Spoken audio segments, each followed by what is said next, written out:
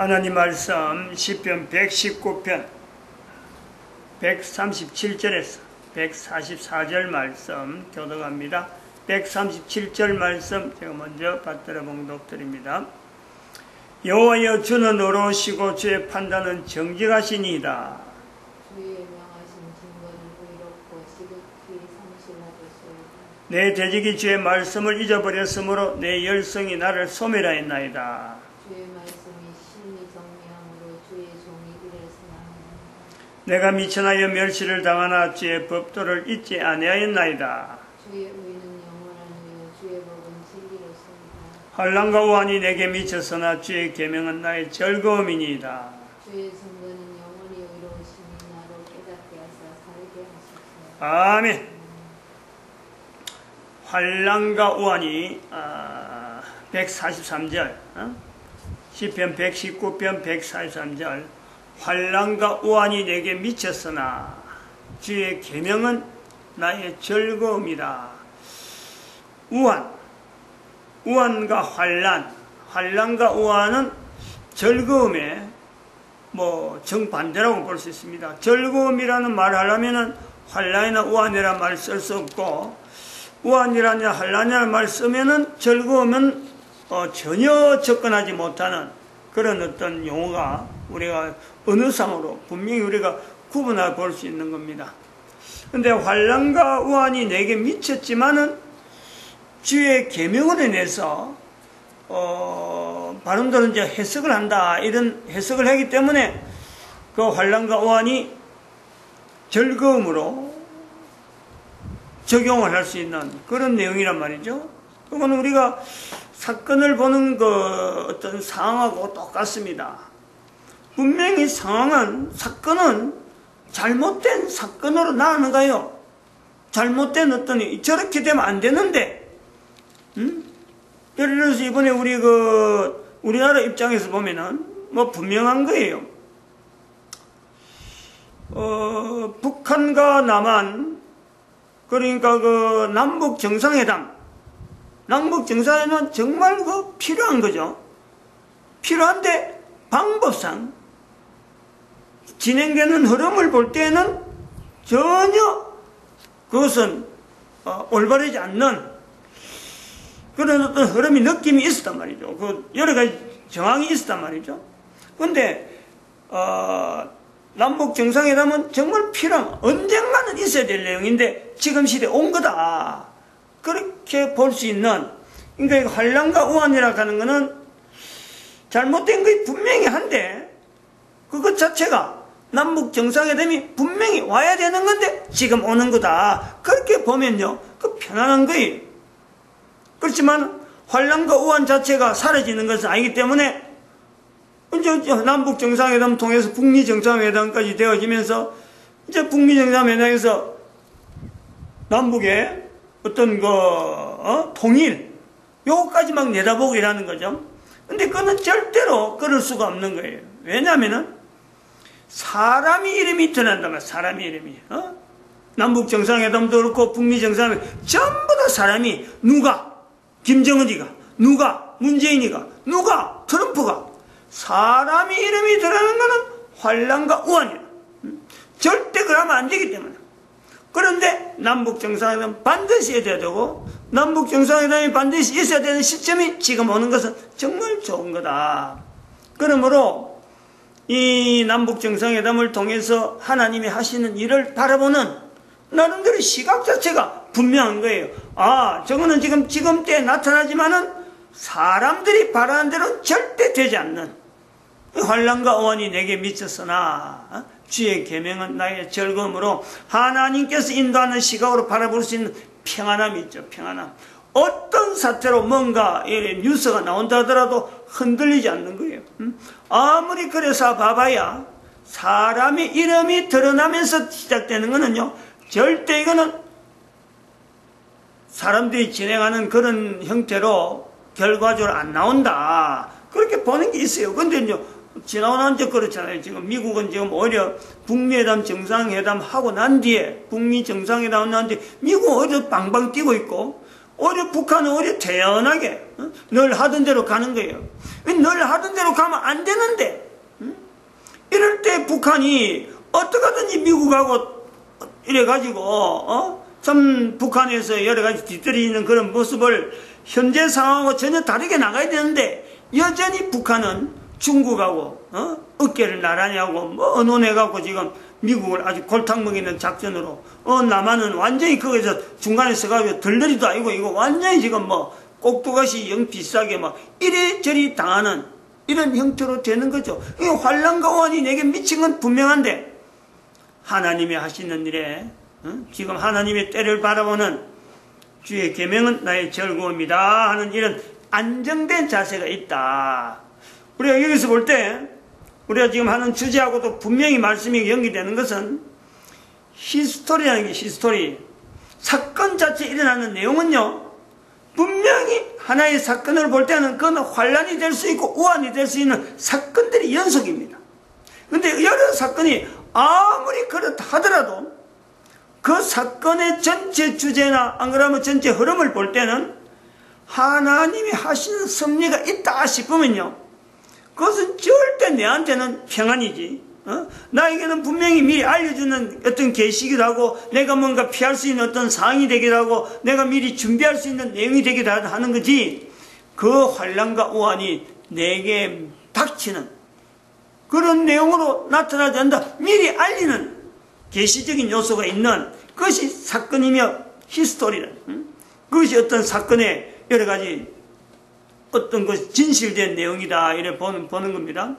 사건과 그 사건을 히스토리 자체를 바라보는 히스토리 자체와 히스토리를 다시 내가 정리하면서 내 거로 만드는 이 크로니클스 이 두 가지는요 인류사에 항상 있습니다. 대개 사람들은 히스토리만 가지고 그 히스토리가 뭐 정확하냐 정확하지 않냐 여기에 그래가지고 그 히스토리만 가지고 앞으로 정황을 앞으로는 어떻게 되어질 거다 전망을 하는 그런 요소가 있기 때문에 뭐 거의 대부분이 틀린 거죠. 히스토리만 가지고 앞으로 전망을 앞으로 되어질 것을 전망하는 것은 왜 틀리느냐 그 히스토리 자체에 있는 사건은 사건 자체에 있는 배경 그 배후 그거는요 드러난 사건보다 더 복잡해요. 근데 그 자체를 싹 무시해버리고 드러난 사건만 갖고 가기 때문에 앞으로 되어질 일은 어마어마하게 물밑에서 안 그러면 여러 가지 배우적인 여러 가지 어떤 기능들 여러 가지 작용들이 작동이 돼갖고 나타나는 다음에 있을 정황인데 기존에 있었던 사건의 배경도 잘 모르면서 어떻게 다음의 상황에 대해서 전망을 바르게 할 수 있을까? 그거는 히스토리 가지고는 절대로 역사 자체만 가지고 절대로 다음에 일어난 일을 전망하는 것은 틀릴 수밖에 없다. 우리가 이렇게 볼 수 있단 말이에요. 이런 것을 우리가 생각할 때 히스토리와 크로니클스라고 하는 이 두 어떤 그 시간 자체, 시간이라는 것과 역사라는 이 시간을 우리가 두고 시간 속에 있는 역사에 있는 여러 가지 이미 되어진 내용의 어떤 표현, 사건은 사건인데 사건 자체를 단순하게 사건을 볼 거냐, 사건이 있는 정황이나 그 의미, 앞으로 내디딜 수 있는 힘, 그것 자체를 가지고 볼 거냐. 이런 거를 가지고 히스토리로 보느냐 크로니클스를 보느냐 하는 그런 어떤 훈련이 우리에게 필요한데 중요한 내용이 있어요. 히스토리하고 크로니클스가 떨어지느냐 별개냐 히스토리 따로 있고 크로니클 따로 있느냐 따로 있는 게 아니에요. 두 내용이 같이 가는 거예요. 같이. 다시 말하면 히스토리가 있어야 그 다음에 크로니클스가 있다. 크로니클스가 있었기 때문에 히스토리가 있을 수 있다. 두 개가 같이 가는 거지 별도로 있는 히스토리 별도로 있고 크로니클스 따로 있다. 절대 그렇지 않습니다. 또 한편으로는 모든 히스토리에는 모든 사건에는 크로니클스적인 요소가 다 있다는 거지. 그 히스토리하고 내하고 연결해서 내 거를 안 만들어서 내가 그 히스토리 속으로 내가 들어가지 못해서 연결점을 내가 발견하지 못했었지. 모든 사건 속에는 내하고 관계된 분명한 내 발걸음에 내 앞으로 해야 될 일하고 연결된 내용이요. 모든 사건에 그것이 제외된 내용은 없다. 모든 히스토리에는 나의 크로니컬스적인 대처가요. 다 있다는 거예요. 요 두 가지가 있는 거예요. 그런데 여기서 우리가 생각해 봐야 될 것은 2012년이라는 연대를 지금 인류가 다 보내고 있는데 2012년 이후에 인류는 항상 과거에 있는 인류사에 나타나는 인류사에 나타나는 히스토리를 연결할 때는요, 반드시, 교황 제도를 반드시 연결해야 크로니컬스가 나온다라는 거예요. 왜냐하면 지금까지의 히스토리학하는 그것 자체는 모든 히스토리에서 모든 크로니컬스가 나올 수 있는데 크로니컬스가 나오려면은 히스토리 자체가 정확해야 돼요. 정확해야 돼요. 올바른 히스토리, 사건에 대한 분명한 팩트 자체가 분명해야 그것이 크로니컬스에 대해서 나타나는 내용이 정확하게 해서 정황으로 내 거로 만들어가는, 그래서 내가 대체가 되는데 인류사의 현재 2012년 이전에 남겨지는 모든 역사에 대한 내용은 교황에 의해서 전체가 다 조작이 되든지 마음대로 주물럭거렸던, 마음대로 좌우했던 여러 가지 흔적들을 통해서 현재 역사적인 사건으로 현재 인류사에서 남겨져 있다라고 보는 것이요, 정확하다는 거예요. 그만큼 590년에 있었던 교황령의 그 의미가, 교황령의 그 의미와 그 영향이 전 세계 인류사에 지금 현재 2012년까지 볼 때 한 1500년인데 1500년간에 미쳤던 인류사에 미쳤던 영향, 인류사, 역사, 히스토리에 미친 영향이 외국으로 교황제도를 유지하기 위해서 수많은 내용의 힘과 여러 가지 어떤 조직력을 가지고 오랫동안 잠정적으로 이걸 조작하고 조직하고 새롭게 변경시키고 이미 있는 역사적인 내용을 신화화 만들어버리고 이상한 어떤 사건으로 연결시켜가지고 일반 사람들에게 역사적인 팩트 자체가 완전히 거짓으로 남겨지는 이런 일들을 하고 있단 말이에요. 그 아주 대표적으로 우리가 나타낸 내용이 어렵게 생각할 필요 없어요. 그걸 증명을 하는데 쓰려고 하면은 어렵게 우리가 갈 거 없어. 지금도 우리가 쓰는 내용 중에서 천주교에서 쓰고 있는 그 영세할 때 영세할 때 이름을, 개인의 이름 자체가 팩트지, 그 이름에 덧붙여서 영세명이라고 이름을 더 붙여주는 거예요. 그 이름을 더 붙여주는데 그러면 영세 받으면서 이름을 더 붙인다. 그것 자체가요, 실제적인 팩트에다가 조작되어지고 거짓되어지고 교황이 의도하는 어떤 내용이 추가되는 이름이 하나 생성되는 거예요. 그럼 그 새로 주는 이름에는 교황이 만들어놓은 수많은 조작된 내용들을 가지고 그것에서 새로운 이름을 주면서 어떤 사람에게 삶에 대해서 어떤 사명 비슷하게 또 거기에서 집중하도록 새로운 이름에 집중해서 그 이름을 자꾸 사용하면서 그 이름과 연결된 사건과 그 이름과 연결되어지는 여러 가지 히스토리에 대해서 본인이 조작과 구조화되어지도록 만드는 그 요소가 지금도 있다는 거지. 가장 간단하면서요, 모든 사람들에게 증거로 나타낸 내용이 바로 이런 요소가 있다.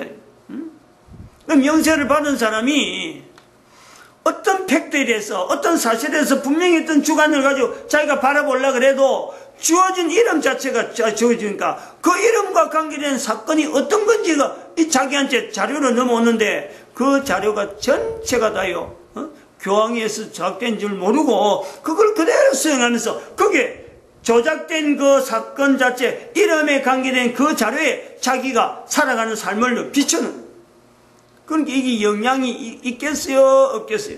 그 영향이 없다 하면 그거는 거짓말이잖아.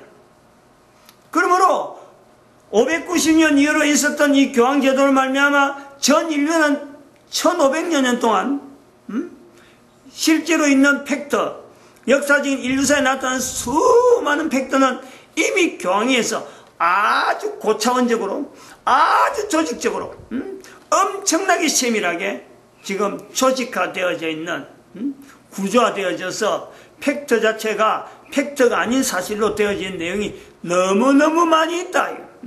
너무 많아서 그걸 이루 다 헤아릴 수가 없고, 개신교라고 하는 어떤 단체가 있다 하더라도, 저거 개신교 목사임에도 불구하고 그거를 찾아낼 방법이 없어요. 엄청나게 많이 있는 거죠. 우리가 그 얼마나 그 영향이 크냐. 역사적인 사건은 분명히 사건인데도 불구하고 이 역사적인 사건에다가 교황이 갖다 붙인 거기에서 오늘날 개신교도 그걸 뭐 쓸 수밖에 없는 내용이, 그게 바로 예수님 오신 성탄절이잖아요.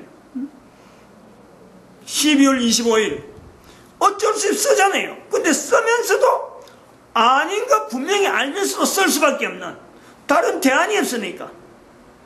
근데 그걸 만들어놨는 본체되어지는 바티칸에서는 그것 자체가 근원이 바벨론 신화를 거쳐서 헬라 신화를 거쳐서 로마 신화화 되어지는, 그거 내나 태양이라고 하는 신에다가 태양을 신으로 만들면서 거기에다가 태양절을 이름을 오히려 12월 25일이라 한데 거기다가 예수 그리스도 오신 날이라고 딱 갖다 붙이 결부시켜놓고는 전 세계에서 달리게 딱 못을 박아놓고는 쓸 수밖에 없는 구조가 있다. 분명히 우리가 인지를 해야 돼요. 그러므로 2012년 이후로는 이제 이 내용을 객관적으로 자꾸 검토를 해야 돼요. 개인적으로 현재 과거의 사건의 어떤 사실적인 내용이 나오면은 그 히스토리 자체가 과연 교황이 어느 정도까지 손을 댄 거냐, 어떤 내용에서 우리가 이 내용을 어디까지를 팩트로 보고 크로니컬스를 개인적으로 접근할 수 있는 요소가 있느냐 하는 것을 우리가 나가야 돼요. 그럴 때에 우리가 또 전 세계 모든 나라에게 또 공통적으로 요구하는 것은 과거 2012년 이전에 있는 모든 히스토리에는 교황을 통해서 모든 히스토리의 팩트 자체에서 분명히 가미된, 추가된, 병행된 요소가 있는데 어떻게 하면 이걸 바로 세울 수 있느냐, 바르게 보는 데에 또 다른 어떤 잣대를 갖다 대려면 어떤 대상물이 있으면 좋느냐 할 때는요, 이스라엘이라는 자리를 우리는 반드시 부각시켜야 돼요. 1945년에 나라를 회복한 이스라엘을요, 반드시 교황이 잘못 세난 이 팩트와 이스라엘이 걸어온 사실 속에서의 나타나는 그 행적 자체하고 교황하고 이 관계를 항상 비교해 봐야 돼요. 이것이 우리에게 2012년에 오히려 이스라엘이 교황이 통치하던 시대의 2500년 동안의 역사 이전, 역사 밑으로 역사에 나타나지 않는 모든 나라는 다 역사에 드러났기 때문에 그 역사를 가지고 현재 역사까지 연대를 같이 연결하는데, 하나님의 놀라운 섭리 가운데 이스라엘은 역사 자체가 2500년 동안 역사가 사라지기 때문에 교황의 영향을 전혀 받지 않는, 어쩌면 성경에서 있었던 그 역사와 지금 현재 역사하고 바로 직결로 생길 수 있는 그런 요소가 있단 말이에요. 교황의 역사 어떤 왜곡이라든지 팩트 자체를 막 왜곡시키는 데에 자기 마음대로 막 조리했던 역사 자체를 자기 마음대로 조리해서 쉽게 크로니컬스를 만들지 못하는 이런 개인의 삶에 지금 이전 형편을 만들었다라면 여기에서 분명하게 나름대로 안에 대응되는 데서 대응되는 어떤 대상으로 해서 이스라엘의 어떤 발걸음을 통해서 역사에 분명히 있었음에도 불구하고 교황이 만드는 역사의 어떤 팩트에 영향을 주는 그에서는 전혀 영향받지 않는 유일한 나라, 그 1945년에 나라를 회복한 이스라엘 자리를 반드시 연결시켜야 그때서 비로소 크로니컬스라고 하는 이 기능이 개인적으로 어떤 활용하고 또 만들어가는데 이 어떤 기준으로서 또 나름대로 어떤 힘으로서 시너지적인 요소로서 내가 예를 쓰려고 그러는데 잘 안 된다. 그럴 때는 그 당시에 어떤 사건과 더불어서 이스라엘은 어떤 위치에 있었고 요 내용하고 어떤 관계가 있는가, 그 역학적인 내용이 어떻게 연결되느냐 하는 것을요 연결하면은 반드시 우리의 개인에게 어마어마한 크로니클스가 형성되어질 수 있는, 그래서 역사를 바라보면서 그 역사 속에서 내가 한 사람이 위치가 현재 내가 이렇게 있다, 과거에 이런 내용을 내가 크로니클 속에서 만들었다, 그래서 나는 앞으로 뭘 준비하겠다, 앞으로는 역사에서 내가 어떤 내용을 준비해서 나가면 되겠다 하고 어떤 그 방향을요 스스로 결정해낼 수 있다. 누구나 가능해요. 누구나. 바로 제가 그런 것을 체험을 했으니까 그런 어떤 비교를 하면서 1945년을 우리가 지난 시간 말씀드린 1945년에 교황 제도가 뭔가 잘못됐구나 하고 이스라엘을 연결하면서 유엔이라고 하는 이 제도 자체도 분명히 앞으로 교황의 자리에, 교황 제도가 사라지면은 유엔이 들었을 거다. 유엔이 교황 자리처럼 모든 사람 앞에 우리 역사를 왜곡시키면서 지금은 뭐 유엔이 결정하면 모든 게 따라갈 수밖에 없는데, 그런 것을 이용해서 유엔이 인류 전체에서 뭔가 다스린 위치에 들어가면은 교황이 하는 것처럼 자기가 결정했고 자기가 판정한 거, 자기들이 법을 만드는 그 자체를 모든 나라 위에다가 유엔법이다 해서 이걸 위에다 얹을 그 어떤 상황이요 분명히 도래할 수가 있었다. 이런 것도 우리가 비교해 볼 수 있는 개인의 크로니클스란 말이에요. 근데 아까도 말씀했지만 크로니클스는 어떤 내용이든지 어떤 히스토리, 팩트에 대해서 분명히 나타낼 수 있는데 그것이 팩트가 되어 있는 거예요. 사건 자체, 어떤 사건 자체가 정황 자체가 정확하게 전달되는 요소가 있을 때 내가 거기에 크로니클스라 하는 이 기능이 필요하다 이래 보고 있는 거죠. 그래서 2012년이라 하는 이 내용을 우리가 이제 자르고 이제 준비를 하는데 한번 우리가 나름대로 확인해 볼 내용이 있습니다. 2012년이라 할 때요, 2012년 이전에 전 세계 수많은 국가들이 있는데 국가를 단일해서 볼 때, 국가를 단일해서 2012년에서 나타나는 전 인류의 리드되는 국가, 어느 나라가 주체가 되어서 2012년을 도래되어지는 이 사건이 되어졌을까? 2012년 이전에 소위 말하는 역사의, 히스토리에 주체되는 나라는 어느 나라였다고 볼 수 있느냐? 중요한 질문이에요. 중요한 질문. 개인에게 어느 나라든지 이거는요, 어느 나라 국민이든지 이 대답에 대해서는요, 모든 인류가 동일한 답이 나와야 돼요.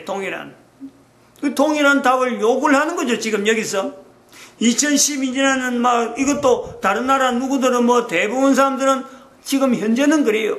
뭐 2012년이 뭐 그 특별한 날이냐, 뭐 특별한 해냐, 왜 2012년을 하느냐, 지금 말은 2018년 하고 있는데 왜 2018년에 하지 않냐고 2012년 하느냐. 그 2012년에 대한민국 목사가 이스라엘의 1945년 사건을 때문에 2012년 연대를 인류 종말의 시대라 했다. 그거예요. 그러면 2012년 이전에 히스토리에 대해서, 히스토리 자체가 있는 전체 나라, 모든 나라가 다 역사가 있는데 그 모든 역사의 주체적인 어떤 위치에 있는 나라는 어느 나라였을까라는, 이거는 전 인류가 동일하게 답을 해야 된다. 그래서 동일하게 대한 답을 요구를 할 때게요, 지금 현재 하나의 제안을 하면은, 알리면, 나타낸다면은, 어떻게 나타내냐면, 그건 이스라엘이에요, 이스라엘. 왜냐면은, 아까도 말했지만, 교황이 통치하던 나름대로 1500년 영향을 해서 막 역사를 막 조작하고 있는데, 여기에 대해서 대항할 수 있는, 여기에 대해서 분명히 역사 자체가 왜곡된 역사에 어떤 바른 가늠쇠 역할을 할 수 있는 어떤 나라, 어떤 행정, 그것 자체를 이스라엘을 해야 된다라고 하는 요 분명한 위치가 있어요. 이런 걸요 인지를 해야 돼요. 왜 그랬느냐? 새삼스럽게 여기서 그거 이야기하려고 하면요 끝도 없어요. 이스라엘 자체의 역사를 두둔하려고 하는 건 아니고 현재 역사라는 것과 크로니클스라는 내용을 가지고 2012년은 정황에서 개인이 누구든지 지나간 역사 속에서 자신의 어떤 위치에서 크로니클스를 만들어야 되니까 그 만드는 데서 교황의 걸어온 역사, 인류 사회를 왜곡하고 인류 사회 전체를 통치하려고 하는 목적으로 가지고 어떠하든지 역사를 자기 마음대로, 사건 자체를 자기 마음대로 주무르고 없는 사건을 막 있게 만들고, 어떤 주어지는 어떤 이미 있는 사건을 갖고 전혀 다르게 해가지고 자기한테만 유리하게 해가지고 만들어놓은 수많은 일들, 그런 내용에서 그 사건 현장 자체에 그 당시에 어떤 사건을 갖고 추적할 적에 항상 우리가 비교해봤던 그때의 유대인들의 주 세력들은 거기에 어떤 영향을 미치고 있었냐, 어떤 관계가 있느냐, 이걸 반드시 연결해야 된다. 구체적인 사례 하나를 이야기를 꼭 하자면 그래요. 하나만 이야기한다면 그래요. 지금 우리가 신용이란 신용이라면 은행을 신용이라 갔는데 개인의 신용을 은행이라 보고 있지만은 이제는 은행도 신용이라 보는 그 관점보다도 하나의 기계화된 은행이잖아요. 근데 이게 적어도 그 사람에서 신용, 그런 게 정확하다는 거예요. 정확한 어떤 근거에서 은행을 이야기하는데, 은행을 정확한 신용이라는 데서 대명사로 해서 부도자들을 판단할 때는 은행과의 거래가 끊어지는 것 자체를 부도예요. 신용도가 부실하다, 신용이 없다, 그래 부도라 그래요. 이 은행을 이렇게 신용에 대해서 평가되어지는 기관으로 만드는 건 누가 만들었느냐? 그게 유대인에 의해서 만들어진 거예요, 은행이. 그게 이태리의 베네치아에서 만들어졌단 말이죠. 근데 그 베네치아에서 유대인들의 그 행적에 대해서, 역사가 또 인류사회가 얼마나 왜곡되어 있느냐. 누구의 셰익스피어의 베니스 상인에 나오는 내용이 있잖아요. 유태인들에 대해서 설명하기를, 표현하기를, 고리대금업자로 표현하죠. 고리대금. 여기에 벌써 왜곡이라니, 왜곡. 왜 이렇게 표현할 수밖에 없느냐, 이래. 왜 유대인들이 이렇게 표현할 수밖에 없느냐? 교황과 유대인들의 사이가 좋았을까? 좋지 않았을까? 좋지 않았다. 여기서 우리가 팩트를 봐야 된다. 그 유대인들이 만드는 은행 제도였기 때문에 오늘 전 인류가 은행이라고 하는 이 내용에서요, 신용이라는 걸 가지고 적어도 사람들이 거래가 공통적으로 전 세계가 은행의 안에서 모든 사람들이 은행의 신용도로 인해서 전 세계가 서로 거래를 할 수 있는 이런 조직체가 형성되어졌다. 요거 하나만 사례를 나타내는 거죠.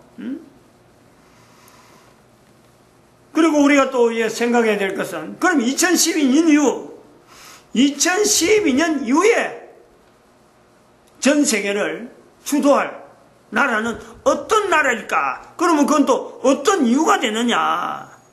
또 여기도 그럼 이스라엘을 2012년 이스라엘 했으니까 앞으로도 그럼 이스라엘이다. 그거는 아니란 말이에요. 새로운 나라죠. 다른 나라죠. 그리고 그 다른 나라 갈 때 이유가 분명히 있는 거예요. 그 이유를 갈 때 이야기할 때는요, 대한민국을 이야기를 할 수 있어요. 대한민국을. 왜냐? 대한민국이 아까도 말했지만 이스라엘 자리를 모든 사람들이 다, 이스라엘은 교회 안에서 그런 거예요. 하나님에게 벌을 받았다. 그래서 역사 가운데 사라져서 나라 없는 백성이 되었다라고 알고 있는 즈음에 대한민국의 목사가 그렇지 않다는, 이스라엘이 그런 것은 아니다. 오히려 교황의 공격에서 보호될 수 있는 하나님의 품이다. 그러니까 2012년 이전에 역사에 대해서 바른 역사를 갖고 크로니컬스를 만들려고 할 때는 교황이라고 하는 요소에서 변형되어지는 역사나 여러 가지 사건에 변질된 내용을 이스라엘을 통해서 바로 분명히 세워서 올바른 역사를 가지고 크로니컬스를 형성하는데 이스라엘이라는 분명한 잣대가 필요하다라고 할 수 있는 내용이 바로 2012년에 대한민국 목사를 통해서요, 이것이 나타난다. 그러면 2012년 후에 이 전 세계에, 즉 히스토리에, 전 세계 역사에 주체 나라는 어느 나라여야 되느냐? 대한민국이다. 왜 이래? 왜? 우리가 계속 인류사에서 계속 이야기했습니다만은 대한민국이 쓰고 있는 한글 때문에 그렇다라는 거예요. 한글 때문에. 한글에 무엇 때문에? 한글에 있는 존칭어 때문에 그렇다. 그럴 수밖에 없다는 거예요. 대한민국에 있는 이 한글이 가지고 있는 이 존칭어, 이걸 갖고 교황이 얼마나 지금 그 뭉개버리려고. 다시 말해 성경 전체에 성경을 공경하는, 성경 자체에 있는 내용 자체에 전 세계 사람들이 성경을 주목하면서 교황 자체를 자꾸 이렇게 별결하는 이런 흐름이 형성된 지가 한 500년부터 형성되니까 교황이 성경을 닫겠다고 해서 성경 자체를 어떻게 하든지 없애버리려고, 성경 자체를 마치 신화 비슷한 내용, 신화에 있는 내용이고 성경에 있는 내용보다 교황이 지금도 더 권위 있는 그런 어떤 권세를 발휘하는 이런 시도를 수도 없이 합니다. 그래서 성경에 있는 내용들을 천주교에서 지금 강의하는 내용을 보면 그야말로 장난 비슷하게 뭐 이야기하는 식으로 성경에 기록된 내용을 마치 무슨 이야기 끄집어내갖고 이야기 쏠려다가 마치는 그런 식으로 활용하는데, 다른 나라 언어로 가고는 얼마든지 그렇게 할 수 있지만은 대한민국 언어로는 할 수 없는 내용 하나가, 표현 자체에서 못 버리는 내용 하나가 하나님. 일반 개신교에서는 하나님이라는 성경을 쓴다면은 그 천주교 공동번역에서는 하느님, 즉 하늘에서 나오는 하늘을 따가지고 하늘님에서 하느님으로 하는, 그것도 어떤 신화 만드는, 성경에 아주 주요한 어떤 표현된 하나님에 대한 표현도 이걸 신화처럼 만들어갖고 하늘님에서 하느님이다 하고 이렇게 되는 그런 설명을 하고 있단 말이에요. 그런데 못 버리는 거죠. 뭐가 못 버리냐? 존칭어를 못 버리냐. 존칭어가 붙었기 때문에 부덕불 교황은 교황이라 하지만 하느님에 대해서는 님자를 붙이는 거예요. 그래서 사람들이, 천주교 사람들이 이래 대화서나 이래 강의 내용을 보면은 하느님을 한글로 이거 존칭을 쓰는 바람에 교황도 그냥 교황을 하지 않고 교황님이라고 해요. 교황님. 참 엄청나게. 석가도 그렇지 않거든요. 절에서도 안 그래요. 석가모니면 석가모니고 어떤 공식적인 나름대로 부르는 그 말 가지고 석가모니 나지 석가님이라는 하지 않거든. 근데 그 천주교는 한글을 가지고 하느님에 붙이는 그 님자에다가 교황님을 같이 붙이면서 하느님은 그냥 하늘에 계시는 님, 단순하게 그냥 막 뭔지 모르는 대상 자체가 불명한 그 속에 하느님이라 붙이고, 교황은 분명하게 대상 인격적인 관계를 가지고 오히려 더 힘을 주고 거기 더 위치가 높은 듯이 교황님은 이렇게 말씀하셨다. 교황님이 말씀한 것은 언제 말씀하신 건데 그것이 더 정확하다. 성경의 해석은 이런 거고 성경의 상황은 이런 거고 마치 우스개로 넘어가고, 교황이 말한 거는 그보다 더 근인 듯이 표현하는 이런 요소가 있단 말이에요. 그렇든지 간에 이 한글에 있는 이 존칭을 없애지 못하기 때문에 교황이 한계가 있는 그 요소가 분명하다니. 이런 내용을 우리가 두고, 어느 2012년 이후에 이제 인류 종말을 두고, 인류 종말에 갈 적에 우리가 이스라엘이라는 이 위치를 분명하게 인류사 전체에 남았던 이 과거의 인류사에 분명하게 그 팩트가 되어지는 어떤 내용을 찾는 데는 이스라엘 위치를 둬야 되기 때문에 이스라엘 위치를요 새롭게 우리는요 부상시켜야 돼요. 그냥 단순하게 뭐 이스라엘이 그렇다고 부르면 이스라엘은 자리는 같이 가지만은 이 나라는 보통 나라가 아니다 하는 이런 표현을 우리는 해둘 필요가 있다.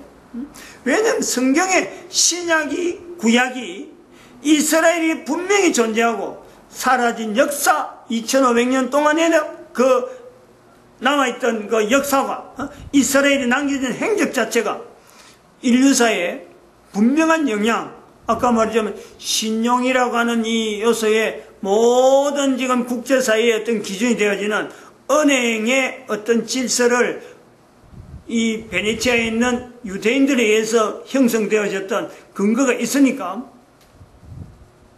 이 이스라엘의 위치를 우리는 여러 가지 내용이 많이 있는데 그 중에 하나 제가 은행이라는 제목을 하나 붙은 거고, 그래서 이스라엘 나라를 전 세계 가운데 1945년에 뭐 한 나라의 단순한 해방, 그 당시에 뭐 해방된 나라가 수도 없으니까 우리나라도 그 중에 하나지만은 독립한 나라로서 하나 뭐 그냥 지나가는 나라로 볼 것이 아니라 다른 나라는 일반 나라와 같이 보지만은 이스라엘만은 독특하게 우리가 바라보는 시각이 필요하다. 이런 말들을 해줘야 될 필요가 있다. 하나님께서 2500년 동안 이스라엘을 보호하셨다. 누구 때문에? 교황제도 때문에 보호하셨다. 그 흔적으로 우리는 이스라엘의 1945년의 회복을 본다. 그럴 때 지난 시간에 이어서 첫 번째 지난 시간에 한 거는 하나 말씀했습니다. 증거물이다. 증거물. 확실한 2012년에 가는 이런 연대를 분명히 나타내는 하나의 새로운 어떤 시대로서 표시를 하는 내용도 이스라엘은 어떤 내용을 갖고 이야기했듯이 이스라엘은 전 인류의 어떤 증거물이다. 히스토리아하는 이 내용에서 거짓된 부분에 교황이 잘못된 것에 대해서 역사적인 내용의 증거물로서 그 당시에 그러면 유대인들이 뭘 했느냐? 유대인들의 행적을 비교해보는 하나의 증거물이라는 증거물. 이 자리를 분명히 필요하고, 두 번째 우리가 또 생각할 것은 지난 시간에도 말씀했습니다. 마지막 부분에서 선지자로 둔다. 선지자로. 이스라엘 나라 자체를 1945년에 나라를 세운 그 자체를 그때부터 우리는요, 그때 나라가 세워졌기 때문에 이제는 이후로는 이스라엘 나라는 단순한 나라가 아니고 인류 전체에서 성경에서 두고 있는 선지자의 자리를 두자. 선지자의 자리.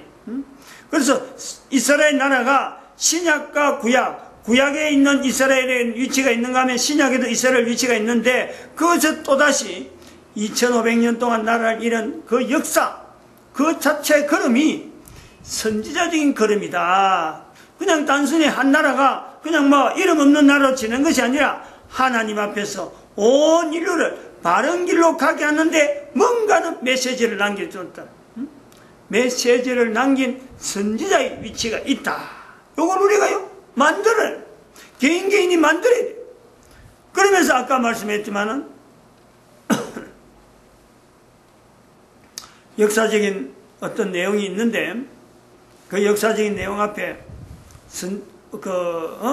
크로니커스를 만들어야 되는 개인 위치 때문에 분명히 이 선지자 자리가 필요하다. 그래서 두 번째를 두고 세 번째 이제 요부서는 아주 중요한 내용이에요.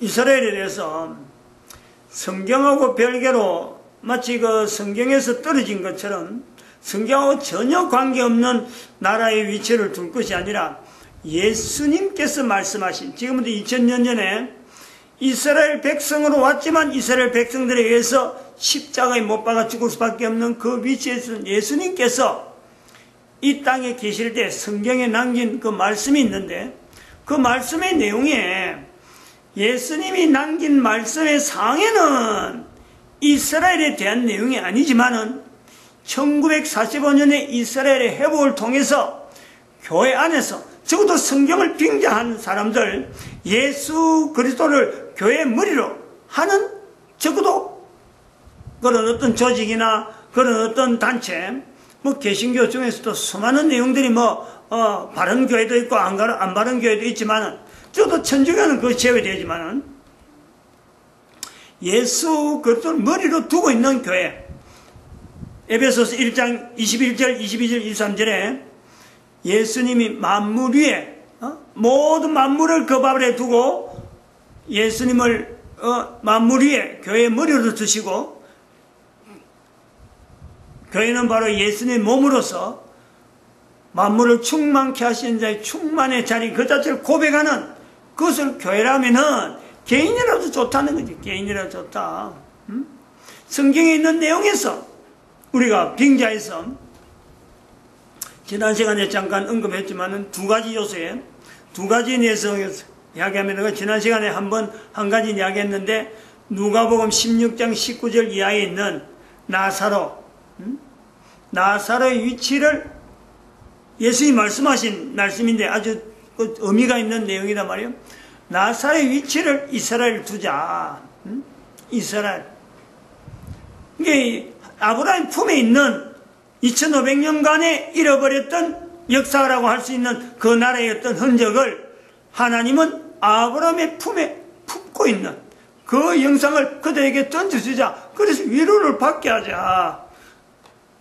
하나님에게 벌받은 나라라 하지 않지만 그렇게 말하지 말자는 거예요. 의도적으로 그렇게 만들자는 거예요.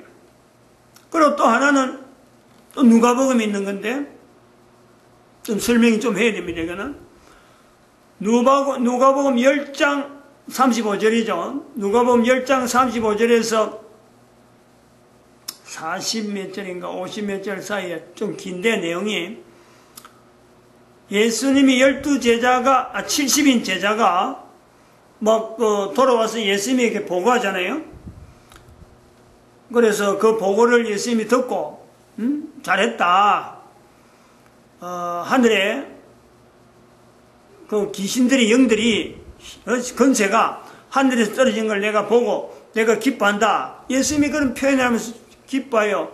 그 제자들이 이제 그 보고를 하는 내용이 70인 전도대를 보내고 돌아와서 각 성에 돌아와서 예수님에게 보고하니까 예수님이 그 보고를 보면서 예수님이 기뻐한 내용이 나오는데 그 뒤에 나오는 그 35절에 되는 10장 35절에 어떤 내용이냐니까 이 부분이 싫은 거잖아요. 이스라엘 사람들 중에서 율법사가 싫어하는 거예요. 시기하는 거예요. 그건 뭐냐니까 한 율법사가 일어나는 거니까 같이 앉아있으면 되는데 그 일어나 가는 것은 싫어한다 하는 거예요. 지금 그런 제자들이 와서 막 보고하고 막 귀신들이 막 무릎 꿇고 하는 걸 보고 막 하는 게 뭐 자기들 볼 때는 아무것도 아닌 사람들이 막 그래 하니까 싫어하는 거예요. 그래서 예수님에게 물어보는 거예요. 어떻게 하면은 내가 영생을 얻을 수 있습니까? 영생 얻는 걸 물어보죠. 영생을 묻는데 예수님께서 그 율법사에게 물어보는 거예요. 몰라서 묻는 건 아닌데, 뭔가 지금 나름대로 예수님에게 지금 뭐 대적해 보려고, 뭐 하면 시비 걸어 보려고 하는 그런 요소라. 그러니까 한 율법사가 일어나 예수님에게 물어가로되, 어떻게 하면 영생을 얻습니까? 그러니까 예수님께서 율법에는 어떻게 되어 있느냐, 뭐라고 하느냐라고 예수님을 물어보잖아요. 그럴 때 율법사가 대답합니다. 아는 내용이니까, 이미 알고 있는 내용이니까. 하나님을 사랑하고 이웃을 사랑하고 하는 사랑해라는 거죠. 이웃을 내 몸같이 사랑하라 했습니다. 했어요. 그래서 내 이웃을 그럼 사랑해라. 율법에 쓰인 대로 해라. 그러니까 예수님이 그런 말하니까 이 율법사가 또 물어보는 거예요. 뭔가 꼬투리 잡으려고 하는 계속해서. 내 이웃이 누굽니까? 라고 물어보나요? 내 이웃이. 이 중요한 요소잖아요. 중요한 요소. 그러니까 예수님께서 거기 이제 예화를 드는 거예요. 그 예화를 든 내용을 보면은 그 당시 사람들이 모르는 내용이야. 다 알고 있는 사건이야. 그 사건의 어떤 팩트란. 사건 자체를 이야기하잖아요. 어떤 사람이 예루살렘에서 여리고로 내려가다가 강도를 만나서 두들기 맞고 돈도 다 뺏겼다. 그래서 길에 버려져 있다. 그런데 한 제사장이 지나갔다. 그 제사장이 지나가면서 상처 당한 걸 보고 그냥 지나갔다. 그 다음에 레위인이 지나갔다. 레위인하고 지금 현재 그 제사장급하고 레위인하고 율법사는요. 지금 여기 세 사람, 질문하는 한 사람은 율법사고 예수님께서 지금 예화를 드내는 제사장 레위인은요. 이스라엘 사이에서 율법이면 율법, 나름대로 이스라엘 사이에서 아주 주축되는 아주 중요한 어떤 기둥들이죠. 이스라엘 사회를 구성하는 기둥들이에요. 제사장이 지나갔는데 그냥 지나가고, 그 다음에 또 레위인이 지나갔는데 또 그냥 지나가 버린 거예요. 나머지 이제 또 한 사람이 지나갔는데 사마리아인이요. 유대인들하고 전혀 상관을 않는, 이웃이라 그러면은 상처당한 사람은 이스라엘 사람이니까 율법사도 이웃이고 제사장도 이웃이고 레위인도 분명히 이웃이에요. 근데 그 사람들은 상처받은 모습을 보고는 그냥 지나가 버린 거예요. 근데 사마리아인은 가다가 그 사람 때문에 돈도 쓰고 여간에 맡기면서 치료 잘해주라고 부탁하고 돈 다 맡기면서 혹시 모자라면 다음에 내올 때 또 주겠다. 그리고 갔다는 거죠. 그러면서 예수님께서 물어보는 거예요. 이 사람들 중에 다친 사람, 강도 만난 사람의 이웃이 누구냐라고 예수님이 또 물어보는 거예요. 계속 질문이 계속 연결되는 내용인데, 그럴 때 그 율법사가 대답합니다. 그 도와준 그 선한 일을 한 사람이 이웃이다. 그 도와준 사람이 이웃이다라고 하는 거죠. 그 사마리아인이라고 말하지 아니하고, 한번 봐볼까요? 제가 분명한 그 표현을 어떻게 돼 있어요? 누가복음 10장 누가 이웃이냐? 강도 맞는 사람의 이웃이 누구냐? 누가복음 10장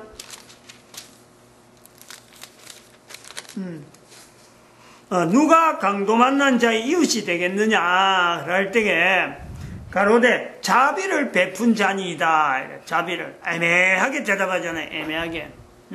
그 애매하게 대답하는 데서 몇 절이냐면은 37절에 가로되 자비를 베푼 자니이다. 예수께서 이르시되 가서 너도 이와 같이 하라 라고 말씀하는 거예요. 이 영생을 구하는 자들에게 자에게 나타나는 예수님이 말씀한데, 우리가 이 내용을 우리가 지금 2012년에 다시 보는 거 아니에요? 이스라엘의 2500년의 행적, 가서 이와 같이 하라 말씀했는데 이스라엘이 2500년 이 일을 했느냐라는 거예요. 예수님 앞에 율법사, 결국은 그는 제사장도 되고 레위인이라 하는 이 위치에도 같이 있는 유대인들 두고 한단 말이에요. 그럼 유대인들이 지금 현재 예수님 앞에서 가서 너도 이와 같이 하라, 즉 자비를 베풀었느냐, 자비를 베푼 자리에 있어라 라고 할 때 2012년에 우리는요, 자비를 베푼 자의 위치에 이스라엘을 두어야 된다 이 말이에요. 아주 그 어떤 좀 뭔지 모르게 반전하는 그런 요소가 있는데, 왜 이렇게 표현하냐면은 자비를 베풀 수 있는 기회가 없었어요. 이스라엘은 변명하려면 그런 거예요. 이스라엘은 자비를 베풀 수 있는 능력이 없었어요. 왜냐하면 아무도 자기를 이웃이라 해줄 사람이 없는 나라가 없었단 말이에요.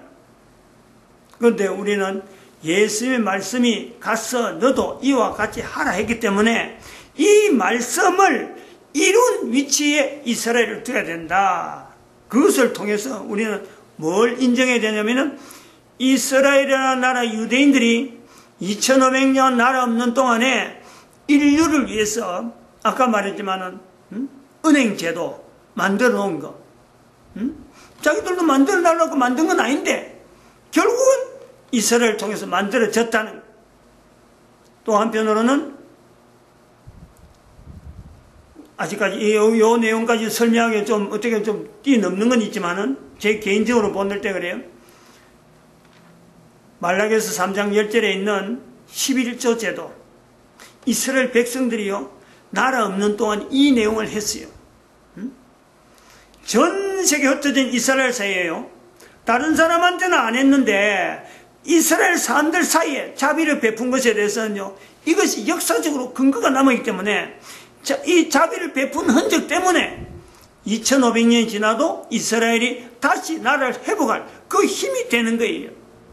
그것이 11조 제도를 하나님께서 내 것을 도둑질하지 말고 행하라, 내 창고에 들여서 하늘에 복이 쌓을 곳이 하늘에 쌓을 곳이 없도록 하는가 시험해라 하는 그 말씀을 이스라엘 백성들이 나라 없는 동안 자비를 베푸는, 자기들끼리 자비를 베풀었는데, 이제 이 내용이 앞으로 2012년에 한글을 통해서 전 세계 사람이 하나 되어지는데, 이스라엘 사람들이 베풀었던 이 행적 때문에 힘을 얻어서, 자비를 베푸는 이스라엘 사람들끼리 나타났던 그 11조 제도를 가지고 앞으로 2012년 이후에 전 세계 인류가 살아갈 수 있는 어떤 방편이 되겠다. 모델로 남겼다니, 모델로.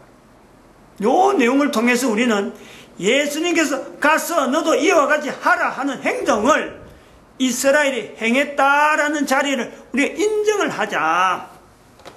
좀 더 성경을 우리가 좀 더 깊게 봐야 될 내용도 있지만은 요 정도에서 해서 이스라엘을 전 세계 인류 가운데 회복시키는 역사, 그로 인해서요 사실 인류 역사가 팩트 부분이나 앞으로 되어지는 일들에 대해서 어떤 크로니클을 만드는데 보다도 이스라엘과 더불어서 걸어가는 그런 것에 대해서 객관적으로 만들어가는 어떤 역사적인 시대를 우리는 만나게 될 것이다 이렇게 보고 있습니다. 마칩니다. 기도드립니다. 할렐루야.